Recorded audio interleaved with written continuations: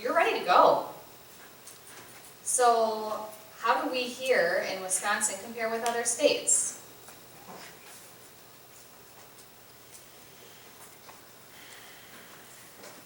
Also, after graduation, that period of time in the middle to certification, what are we supposed to be doing? Like, I'm involved. Right now I am working. I wake up in the morning at 6 o'clock. I get home at 5 at night. I still need to sleep. I still need to make meals. I still need to do stuff. When can I go?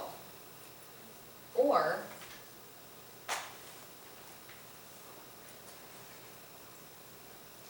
if there was something out there that could be mailed to me that informed me of deaf events, like a calendar or something, because I want to be out there and involved, but sometimes when I get home at 5 o'clock at night, I just need to make a meal. I don't have time to go and hang out with my own personal friends, or my own family for that matter. So I want to know how. I have the drive, I really do want to be involved. I need more information maybe then, so I can be involved. That's it.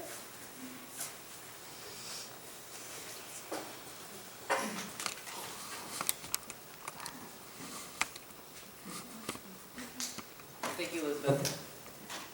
In response to your questions regarding the research that's been done on the WIDA versus the BEI, I've taken webinars, I've taken some training on that. The BEI by far is a much more valid, legally defensible exam. WIDA is reaching its point of being sunset. And I say that respectfully. I think it, and I understand your question that you feel like the WIDA exam was harder than the, go ahead.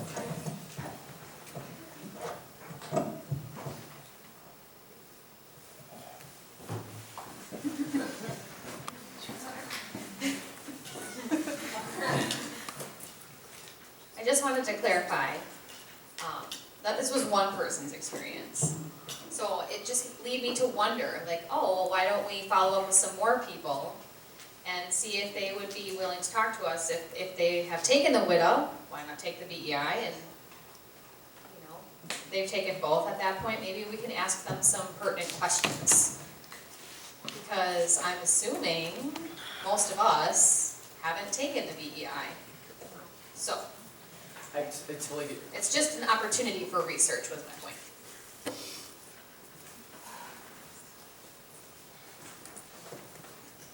I too would like to see my family and eat a hot meal.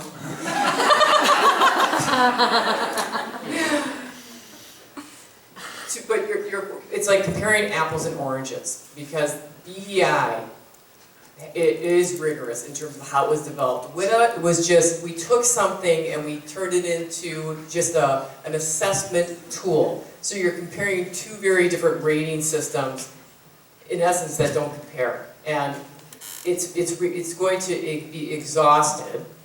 And so we have limited resources here in the state of Wisconsin. We have limited manpower. I don't know if it's worth our time or energy to invest in researching, hey, when you take the WIDA versus, say, the BEI. I don't know if that's the best use of resources. That's just my personal opinion, considering that it's going to end soon, in the next year or two. So with that said, second question about high expectations, which I think is good. Okay, I know it is. Mixed messages. So I'm a student and I graduate and I'm getting these mixed messages. So certainly we put you through a rigorous program here in the state of Wisconsin with our training programs, but you're told by the deaf community and potentially by some interpreting individuals, yeah, you can't work. Okay, I've just spent $40,000, $50,000 on an education, and now you're telling me I can't have a job. That's a very fair critique. And so I think that is something that this community has to think about. We are going to end up losing people by sending that message to recent graduates to say, yeah, no, you can't work. I don't know what other profession tells their graduates, yeah, sorry, can't do it. You have to wait like 3 or 4 years. Don't work at Burger King for like 4 more years. And then after you spend $10,000 in additional training, then you can come and interpret. I don't know if that we can say that message anymore. I don't know, and I'm being a little facetious with that, but that is what recent grads hear. And how do we give them work opportunities, support them, mentor them, so that they can achieve those different levels as interpreters and be successful and add to the pool, and so that deaf people have access when they need it, and not scrambling and have to make appointments 4 months in advance because we don't have enough qualified interpreters. So Elizabeth, I think your critique is fair. I don't have a good answer for that at this point. Certainly I'm biased because I'm an instructor and I would like to see students to be employed upon graduation, but so does any program. So I don't know if anybody would like to respond to that, but that, with this licensing system and leveling system, hopefully we create an environment that helps support students along the way. Like Margaret's comment, if I have an intermediate level, can I work in an advanced setting with a mentor? You know what I mean? So we can help build those bridges so that people can work. Erin, you want to come on down?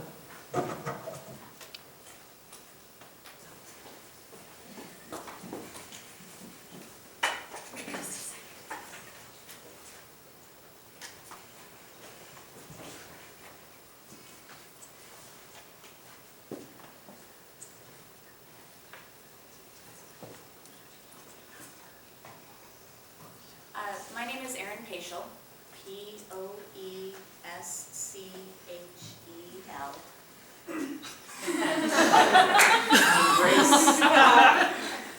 He's worth it. And I'm using my voice because I want to refer to some notes here. I think that you have a fair question, Elizabeth. I don't know you, but good question, because there are a lot of tests out there, and it's been shown that we can't trust all of them. But I do have some information related to that I wanted to share. I think the difference between WITA and BEI, I've not gone all the way through the BEI testing process. I want to test at different levels so that I can see for myself, and I have the luxury of doing that. But as Pam mentioned, the WITA was never really intended to be used as more than somebody look at me and tell me what I'm doing. And the BEI was designed with a completely different intent. And I think the best option that we have right now is to trust the number of other states that have reviewed it and what they've put together, and use their stuff rather than do it again, my personal opinion. The content for the BEI Basic specifically addresses a number of things that you could or couldn't do that are involved in that test. And things like routine educational social service settings is what it speaks of, and then the advanced and the master. So you can find this, it's online. I'm holding the one from the Michigan Office of Civil Rights, but that information is out there, and I think that's why we can trust the BEI as a tool that was designed for what we're using it for. And WITA was great, we needed that at that time, and now clearly we need something else.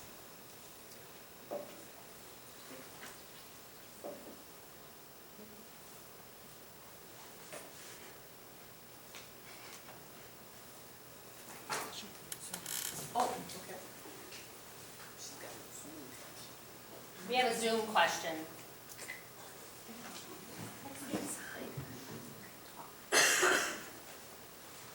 It's from Amy Fryman, and the question is, why are we using intermediate instead of basic as the title to match the leveling established by BEI?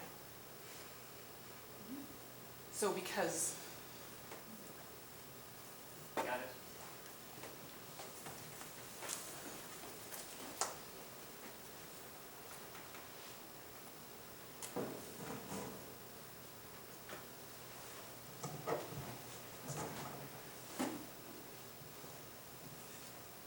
Okay, we were, again, in the spirit of not trying to make things complicated, we were trying to mirror what Illinois does in terms of how it labels its levels and the coloring system that it uses. Because a lot of interpreters work between Wisconsin and Illinois. And so I think that would maybe, oh, no, Scotty said I got it wrong. Okay. No, it's okay. If I'm wrong, go ahead. Interpreters there, they all say colors. Basic. But, right, okay, so she's saying that I'm They agreeing. say the color. Okay, I'm a color. Alright. Colors. Okay. They say, oh, I'm green, I'm red. I got you. So that, whether we call it an intermediate or a basic, that is not, I'm not too attached to it either way. Some people that were at that level who would be at an intermediate level didn't like the term basic. You know, again, like, oh, I'm just a basic interpreter. So that, I know that's what came up in our subcommittee. I know that's what we talked about. And so it just didn't feel right. Again, that certainly is up for debate and discussion on what you call the yellow, but eventually that's my hope, Scotty, is that I'm a yellow, I'm a green, I'm a silver. Yay. So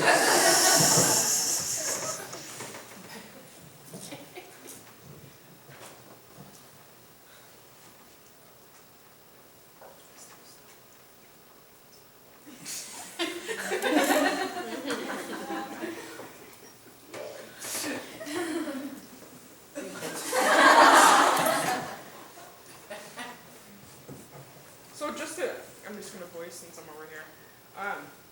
For Scotty, I'm looking at the website for Illinois right now. We did follow them. It says General Master is silver, General Advanced is green, General Intermediate is yellow. The provisional was red, and that is the level that we got rid of.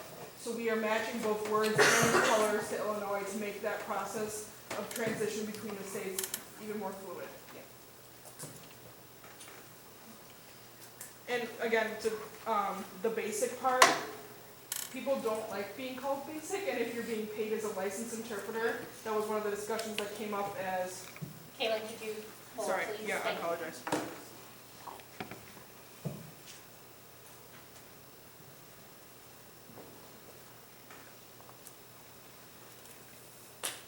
Okay, thank you.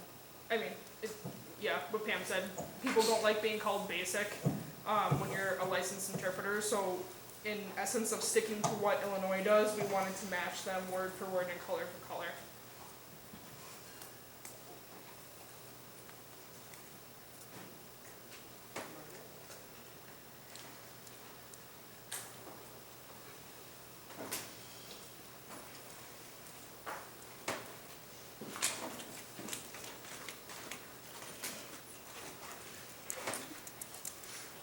Hi, I have two comments, questions.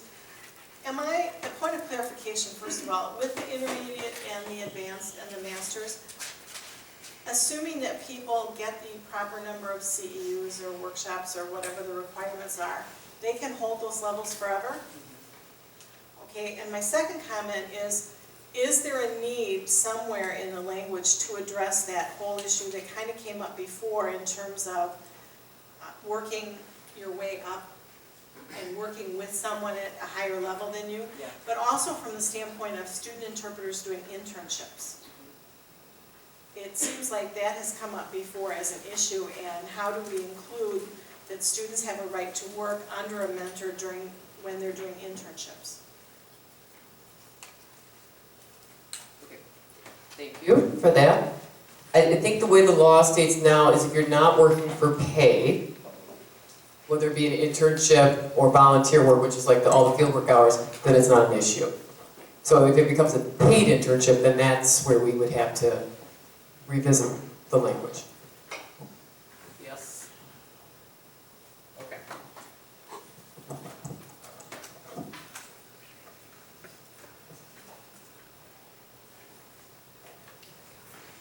Okay. Other comments? Feedback about recommendations?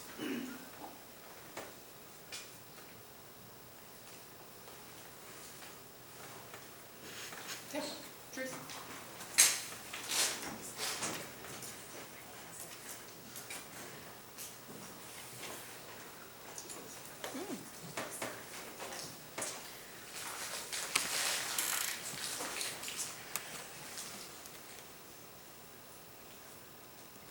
I'm Tracy Allen.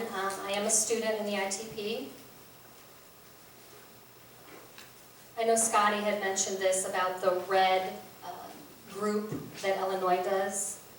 And then Mike Mafucci discussed about that gap from graduation to actual license certification and working as an interpreter.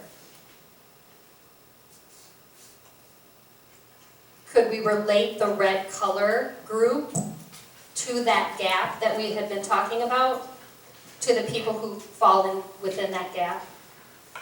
My response to that is that's unpaid work. And so it's that balance of, I've graduated, I need to pay my school. You know, I mean, this is just reality, right? You have loans, you have to live. How long do you live in the land of the red level with not being paid? To Elizabeth's point about the BEI TEP and Basic, I don't think it is this impossible exam, because I think it was designed with the idea of there is this intermediate basic step that we must all make. You have to have some minimal competence. So I think it's realistic as a student graduating from an interpreting training program to pass the TEP and the basic. Does that answer your question? Yes, but you are all free to speak.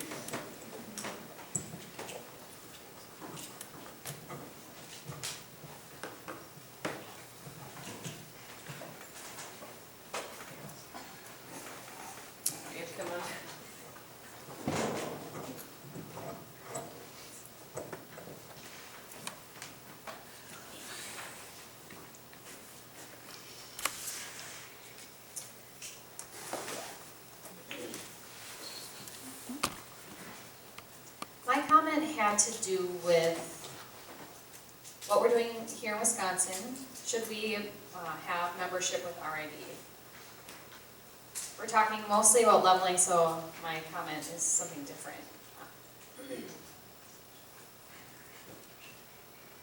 This is sort of controversial.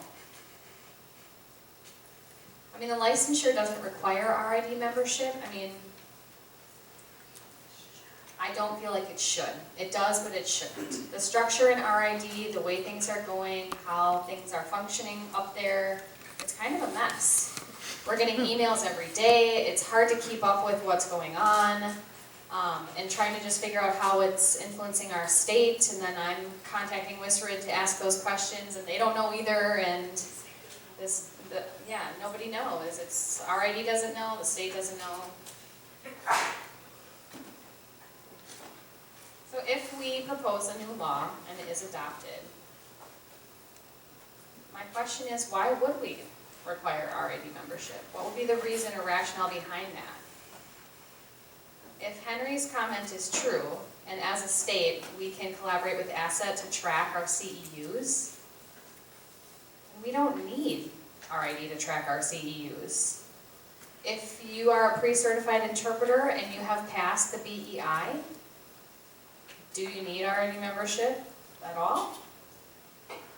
I mean, RID is our professional organization, so there's something to that. So personally, I want to be involved in the professional development with them. And at the same time,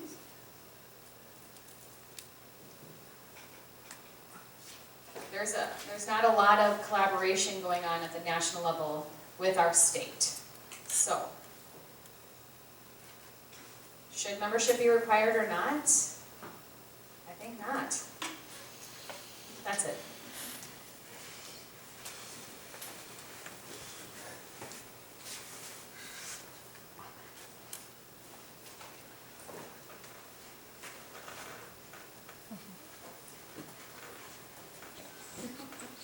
Anybody else? Yep.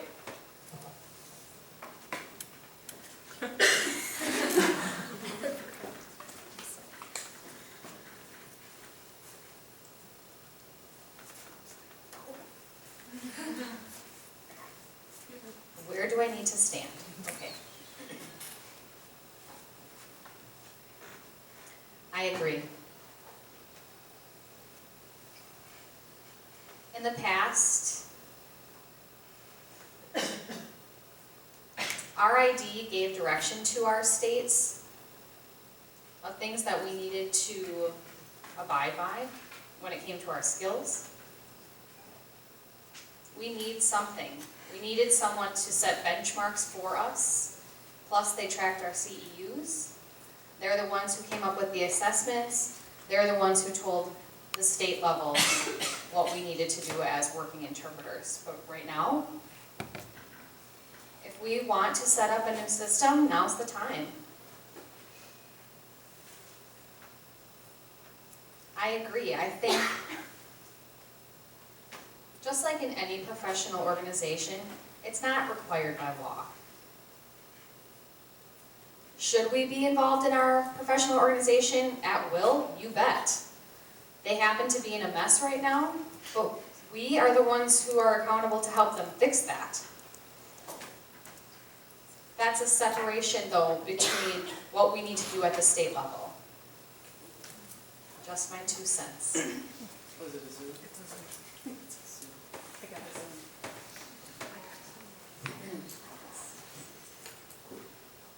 And this is from, and I might be pronouncing it wrong, so I do apologize in advance, Brianna Lahodet. This is related to if interpreters should be required to be members of RID. Are consumers' complaint/feedback currently filed with RID? If so, would that feedback be heard even less?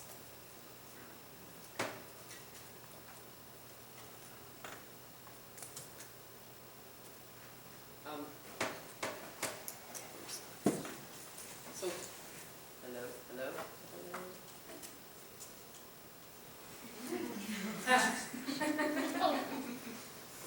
You know I probably see this song, right? I leave it on. Okay, I got it. I'm good. No, not. All right, here we go. To answer Bree's question, RID has the EPS, which is the Ethical Practices System. I doubted myself there. Anywho, that is for individuals to file a grievance. But historically, that EPS system doesn't have teeth unless it's tied to a state that requires RID within the licensure, right? So, if our own licensure has an enforcement aspect to it, right, we have oversight, I think that would probably be the path that most deaf people would file a grievance against in terms of an interpreter not being ethical as opposed to going through RID. That's just my quick assessment on that. I don't know if anybody has a different thought on that.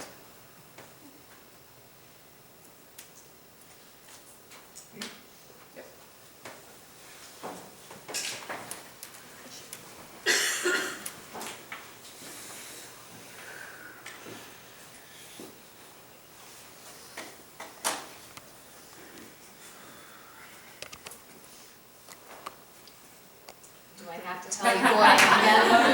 The third time? Yeah, Mike, fine. So I am an RID member and a WISRID member. And I only have that to keep my certification.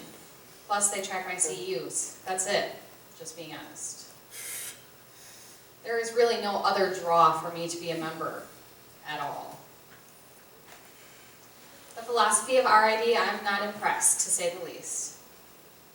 If you know the history of RID and how RID treated the deaf community historically speaking, it's not a pretty sight. Another possible solution to that, we're trying to work on making this happen. Something called the Wisconsin Association of Interpreters, where all certified interpreters, whether you're in an educational, you have EIPA certification, BEI, or RID, would be housed in one organization instead of split up as you are now, which in my opinion is silly that that has been the case historically. We would like to see that happen. We want unity. In terms of filing a complaint or any sort of grievance that the deaf community might have, I'm going to ask for clarification because this isn't something that WISRID and WAD would be collaborating with, or do you want to say put together?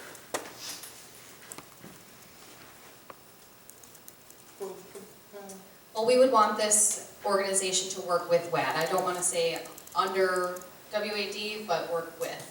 So in terms of filing grievances, if there's monitoring of CEUs or enforcement, that would happen under the purview of the Deaf Commission.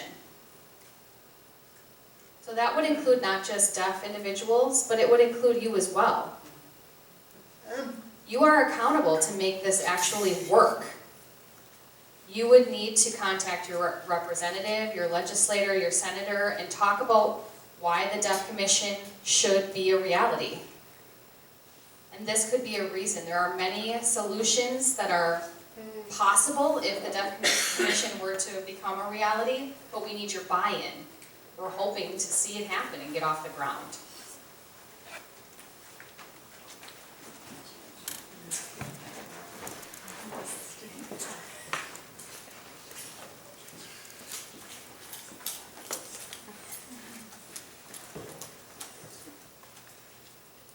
Just to respond to Mike, what I heard you saying, that the Deaf Commission would be under the state licensure, right?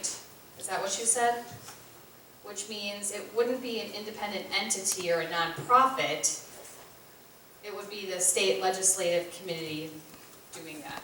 Yes? Mrs. Mike?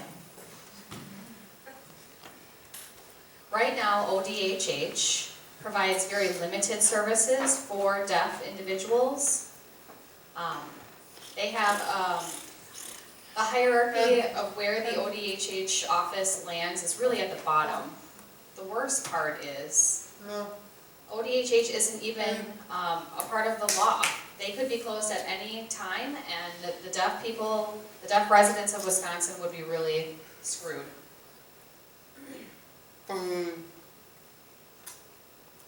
The Deaf Commission, we're proposing to be closer in relationship to the governor's office. Then that way we would have an actual voice or an ear to someone who could make a change for us in the community. And actually, I don't think they're third. I think it's actually right under the governor's office. So they have the governor's ear. That is the proposal as it stands. This is Henry again. I was just wondering, would it be a nonprofit? It sounds like you have something else in mind with a relationship with the governor's office. That it would be a state commission. Okay. My second question I wanted to ask you, with RID and WISRID and what you were saying about having one organization for educational interpreters, BEI interpreters, RID interpreters, that, what would be the benefit of that organization? Mike is saying, well, it would be better than what we currently have. Certainly better than what RID has offered, because they could do certification, enforcement, community involvement. Again, this is just in the idea stage, but that's what we have behind it. Now, would this also be a state-run organization or a nonprofit organization? That I haven't discussed. I'm going to clarify. Okay. So the initial comment had to deal with, should we require RID membership? So I'm just trying to bring us back on track. And there, at the same time, while we're working on this interpreter license, there's also the work of the Deaf Commission Task Force. It is hard to put into our proposal something about the Deaf Commission that doesn't exist yet. And so this goes back to my earlier point that you have to write law that reflects the reality, and laws get revisited. And so it's absolutely my hope that the Deaf Commission is approved. Ooh, that was really loud. Is approved. But it's not yet. And would it not be fantastic that under the Deaf Commission, they would be able to provide that enforcement, the CEU tracking, you know, all those things that we're talking about, but we're not there yet. And so that's difficult to be able to put that into our current proposal. So what are we going to do now in our current reality? So we've got some ideas on the table. Those have been noted. Those recommendations are there. And I would love to see something like Mike is proposing. But we would have to have something a little bit more fleshed out. We need something tangible that's already there that we could it's already in law, or it's a commission by the state. Does that clarify? Katie, come on down.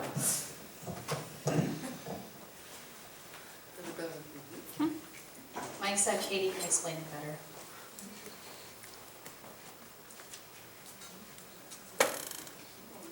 All right, thank you for the floor, Pam. Again, Katie Boss here.